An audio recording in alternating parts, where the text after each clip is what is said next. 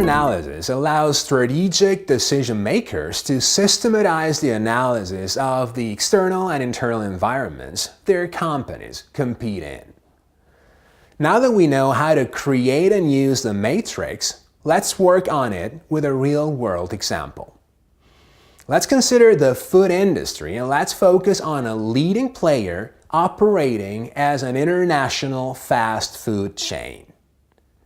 How would you formulate a SWOT for such player? Applying the SWOT matrix requires to first identify the business area in order to define external strategy analysis boundaries, and then a player of reference. In this case, we select the fast food business area and a leading international fast food chain. A SWOT based on brainstorming rather than a structured approach applied to this company may provide the following results. As opportunities, we could identify an increasing demand for varied food, home meal delivery, hectic lifestyle, as well as changing customer habits and new customer groups.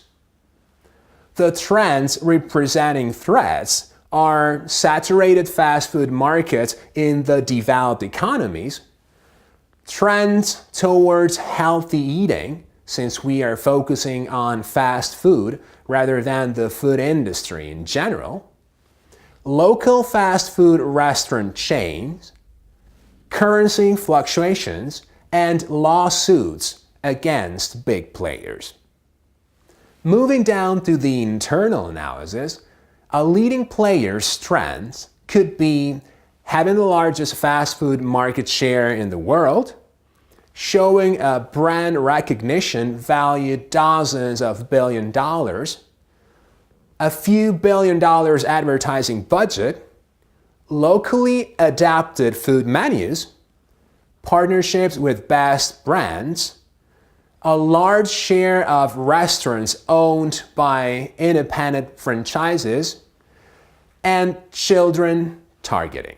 Concerning its weaknesses, we may underscore some negative publicity and bad press, the unhealthy food menu, a high employee turnover, and low differentiation.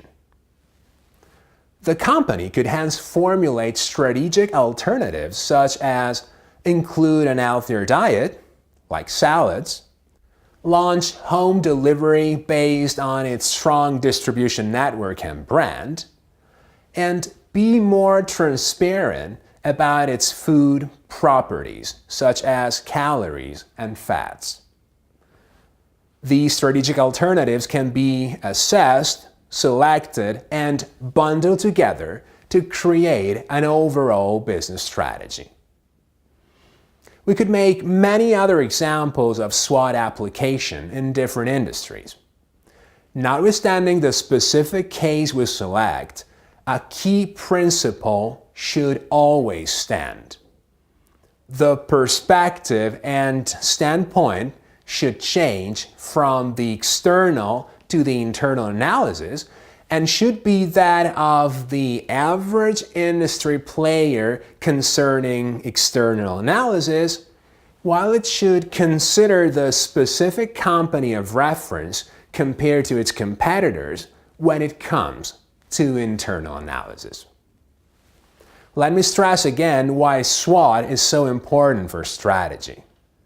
Since strategy is a link between the internal and the external environments, SWOT supports strategy in playing this fundamental role. According to Grant, successful strategies have some common traits. They start from clear, consistent, long-term goals bundled with a deep understanding of external competitive environment, and show an objective appraisal of internal resources. These elements, where the last explicitly stem from a SWOT, coupled with an effective strategy implementation, may lead to a sustainable competitive advantage.